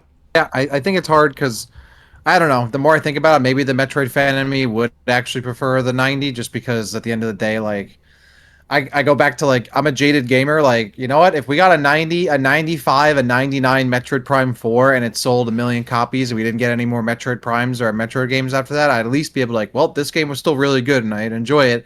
If I didn't get any more Metroid, well, I'd still have this to play. So I don't know. I think like it is kind of difficult because you're right. You don't want to necessarily be like, not that I'm like, oh, I'm accepting that an 80, like that's the worst thing ever. But like, yeah, I do like that when I think of like the Metroid games, the Metroid Prime games, like they're all awesome, amazing, critically acclaimed games. And I would love to continue that. And I would hate for it to be a situation where Metroid Prime 4, 5, 6 are not critically acclaimed. And what if it's a situation where they're not critically acclaimed and they're not selling well? So you don't want that either. So I don't know. It's hard. I think I actually think I'm on the fence with that one. I don't know if I have an exact answer. It's a real balance between diluting the quality to appeal to a broader audience, kind of like what we were talking about, like respecting time, but also keeping that standard of the Metroid Prime series and making sure that it does appeal to a broad audience, because that's how a series ultimately continues. So there's a lot of executives that get paid a lot of money at Nintendo to make those decisions, and I think that, but I think like my answer, and this is an imperfect example, because I think 85 or 80 is still a really great game. If the question is like if it's a 5 out of 10 game, maybe that's different, and I'd probably say it's probably better for the Metroid Prime series that it sells less, but is that game of the year caliber game in that scenario. So the line on what's acceptable might be different, like what's acceptable, 50, 60, 70. You draw your own conclusions there, but it is a nuanced answer, actually. You're right. Okay, let's go to the last question here from Big Griff, and then we'll bang out a few more, and then we'll get out of here, guys. This is one that we haven't talked about a lot.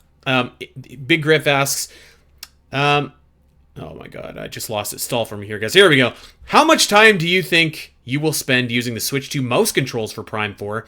Do you plan on playing in quality or performance mode?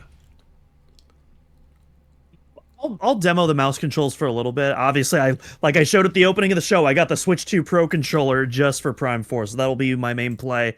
And I'm definitely going to be using the quality mode. Don't get me wrong, love the 120 option. I think that's really neat. I think for a game like Metroid Prime that's a little bit more slower paced than like a typical Twitch shooter, I don't think it's as necessary. Like the difference between 60 to 120 is substantially less than I think the jump from 1080p to 4K, and 60 FPS is going to be just fine enough for me. I will say though, if there was, and it's not possible because the Switch can't output at HDMI 2.1, but if there was a 1440p 120 hertz option, I would definitely pick that. That is the best of both worlds to me. But for what we got, 4K 60 is phenomenal. I'm certainly not complaining.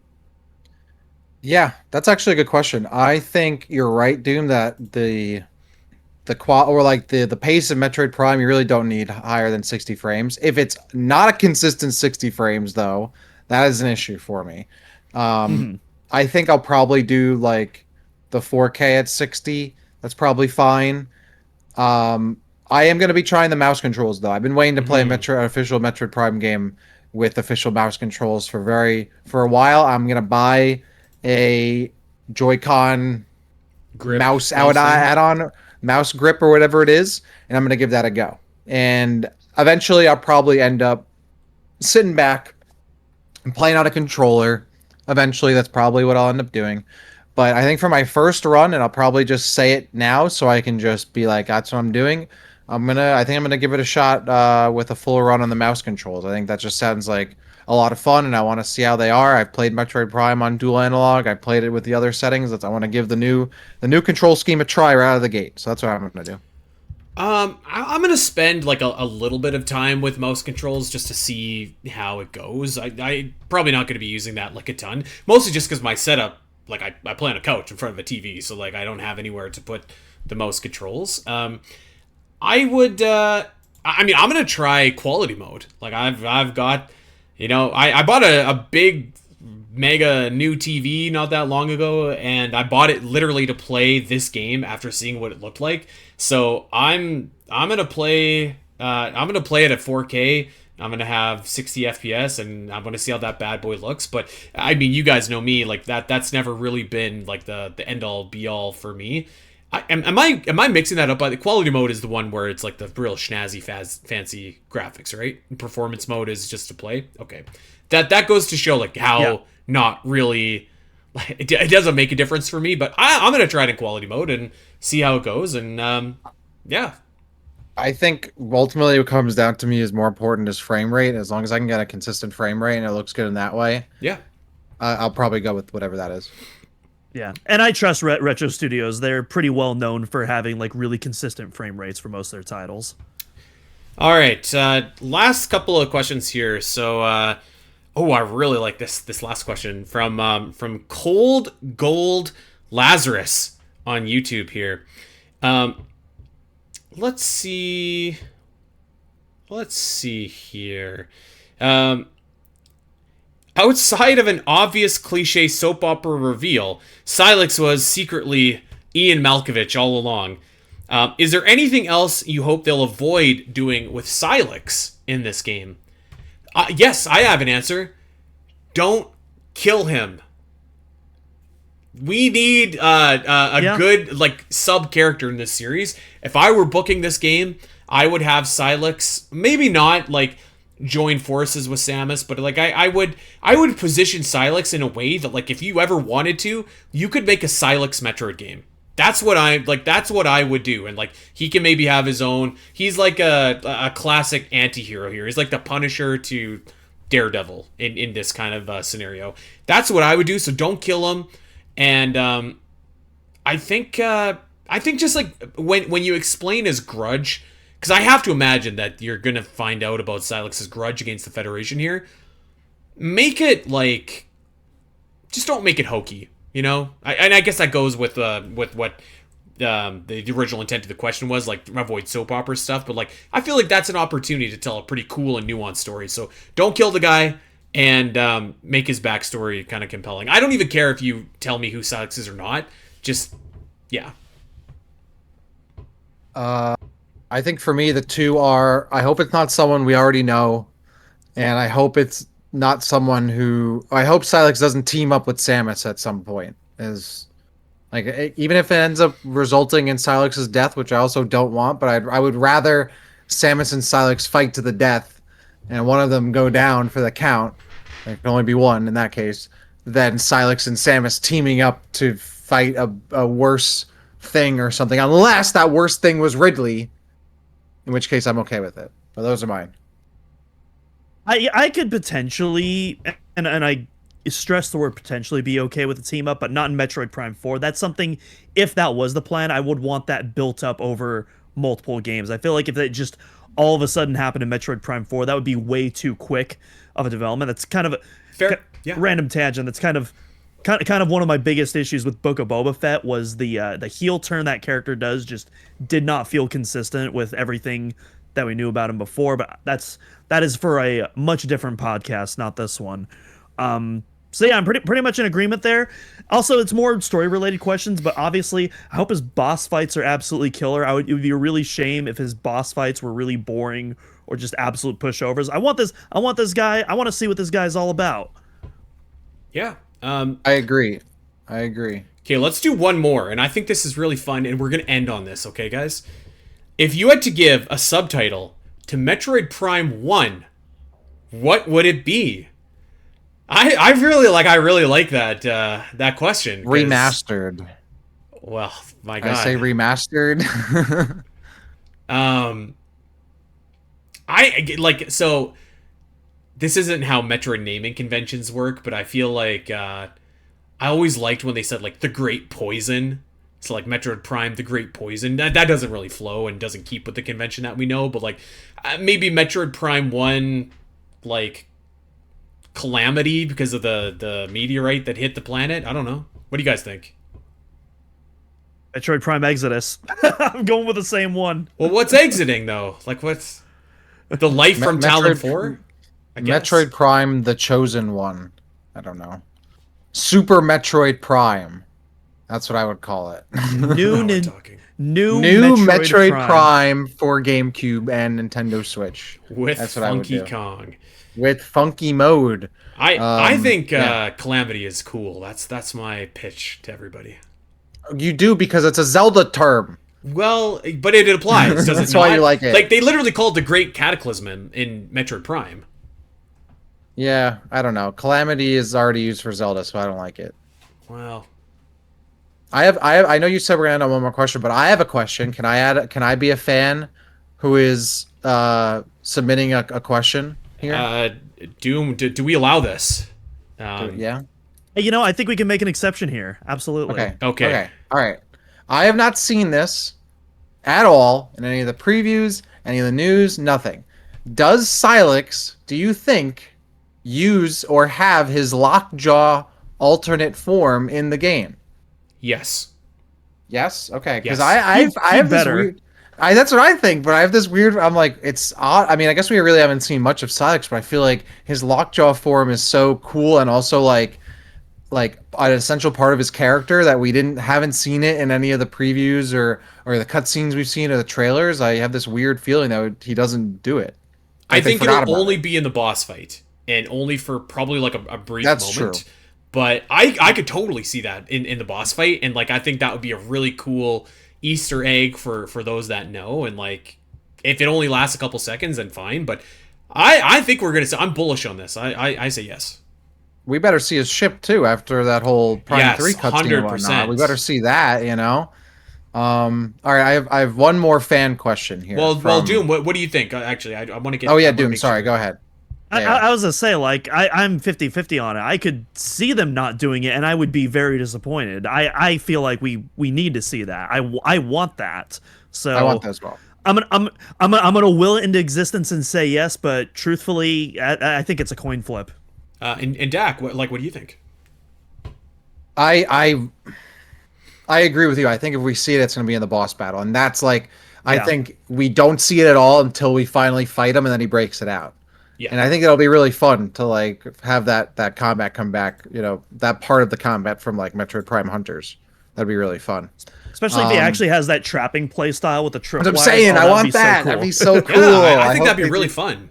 I hope Sylux isn't just like a guy who looks like Sylux. I want it to be the Sylux that I know with the lockjaw and with what's his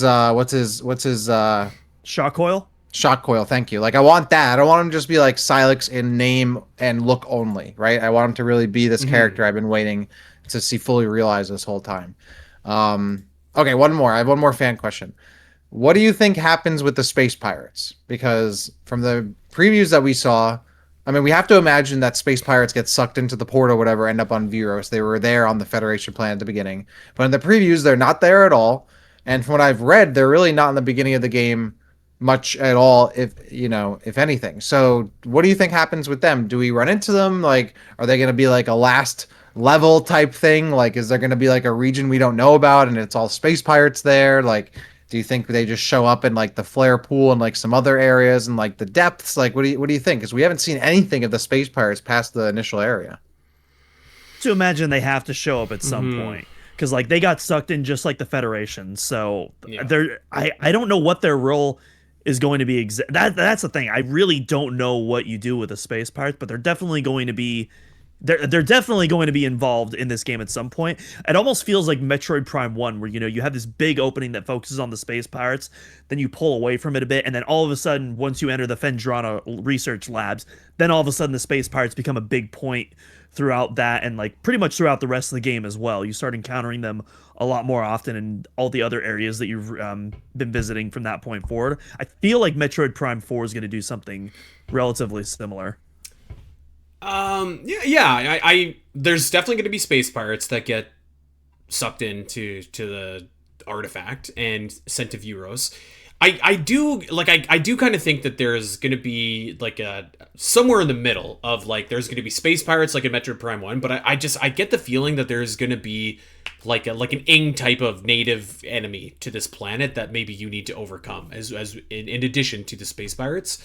Oh yeah. So like I could see like not the Ing, but I'm just gonna call them like the Ing in this scenario. Like I could see you having to battle the Ing as one of your main enemies, and space pirates are a more kind of like specialized like enemy that you have to fight in certain gauntlets or certain boss battles or whatever. I think the question actually is like, how are the Metroids going to get to Vuros? Because obviously those are going to be a big part of the story because they fuse. And maybe it's just as simple as like basically everybody on the planet, and we can imagine Sylux brought like a big fleet and his Metroids get sucked over to Vuros, and it's just that. But I mean, I think they'll definitely have an impact, but I would think it's maybe just like a touch more scaled down than it was in certainly like Metroid Prime 3. I would probably say it's probably going to be similar to Metroid Prime 2. You have your Ing and you have your space pirates working in conjunction.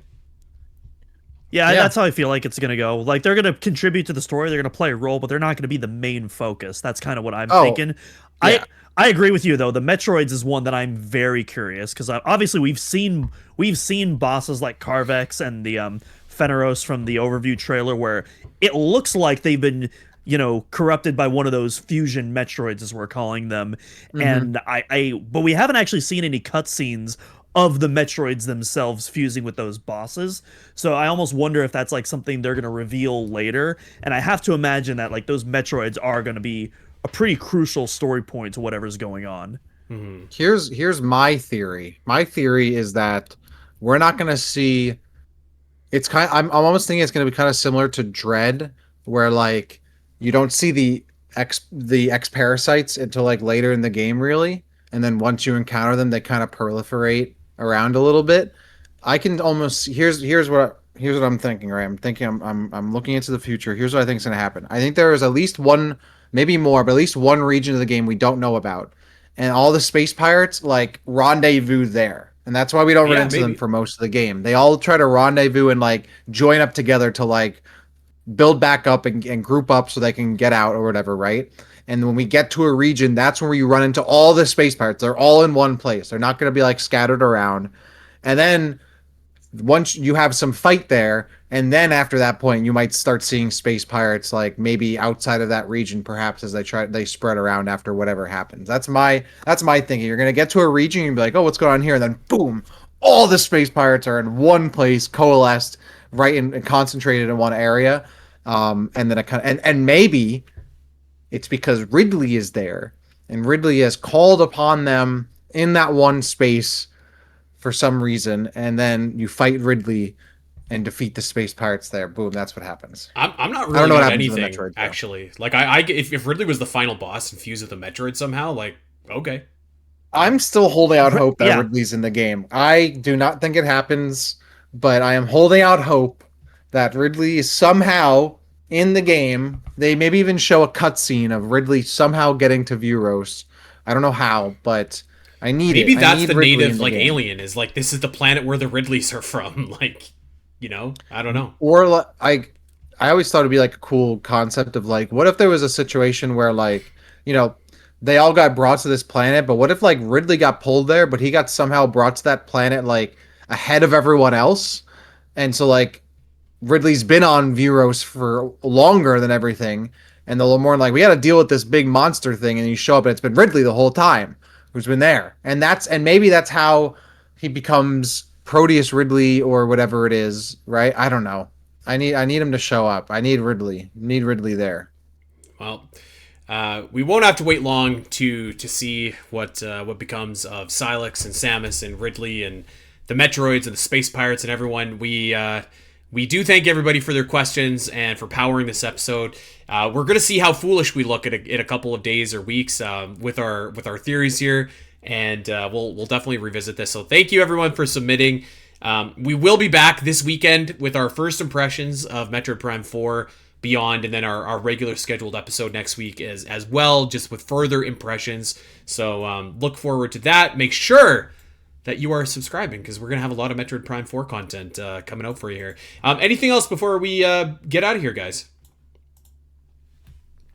I think I just want to take a moment to be like, this is literally the last episode in a pre-Metroid Prime 4 world.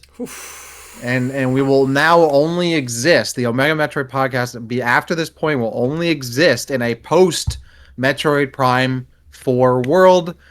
I think that's something we need to take and appreciate it. We've been waiting for this game for the literal duration of the show's existence, Then and even some. more before it, and then some.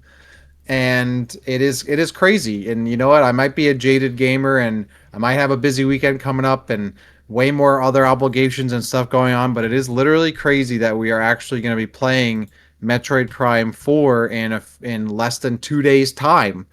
And many of you listening will be as well. So I'm excited. I'm also super excited to be talking about the actual game and not the marketing and not the reviews and not how much it's well, it's probably still going to talk about how much it's going to make or sell, whatever. But oh my God, if I never have to have a discussion about the marketing of Metroid Prime 4 again, it'll be too soon. I can't wait to talk about the game itself with everybody in the Discord, and that's it, because that's the only place to talk about Metroid except the show. So I can't wait. I'm excited. Amen. There we go. There it is. Everybody, we've made it.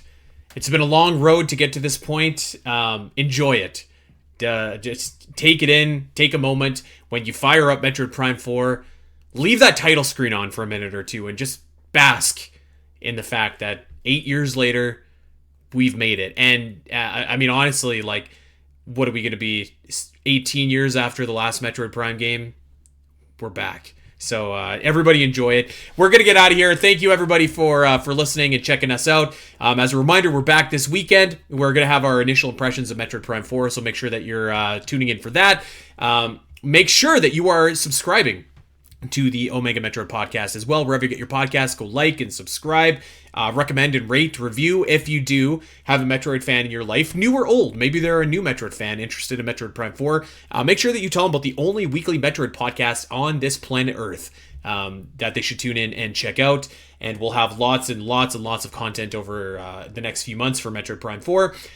Check out OmegaMetroid.com. That is your source for pretty much all things Metroid. There is tons of news coming out over there. Everyone's doing a great job keeping up and reporting with the news. Of course, walkthroughs, guides. We're going to be building our Metroid Prime 4 walkthrough over the next couple of months. So hey, support a small little website and instead of some of the Wikipedias out there, or the wikis out there. So yeah, check that out. And there's tons of other stuff there for you as well if you're a Metroid fan.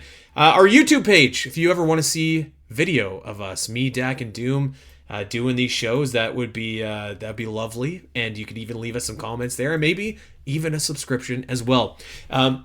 Lastly, we do have a Patreon if you really want to level up your Omega Metroid love. We have a ton of bonus content over on our Patreon, including a ranking of every single area in this Metroid series. We're going to have to bring that back when Metroid Prime 4 comes out. We got Gooey Plays Metroid running strong, and a lot of other stuff there for you as well. That is going to do it for... Oh, one more thing. One of the most important things. Follow us over on Blue Sky. Spateri316 is me. Doomittle Cross is Doom. Dak City is Dak. And of course, at Omega Metroid is where you can find us. We're going to get out of here. Enjoy Metroid Prime 4, everybody. We're so excited. We'll see you back here on the weekend, and we'll talk about our first impressions. Till then, everybody, take care.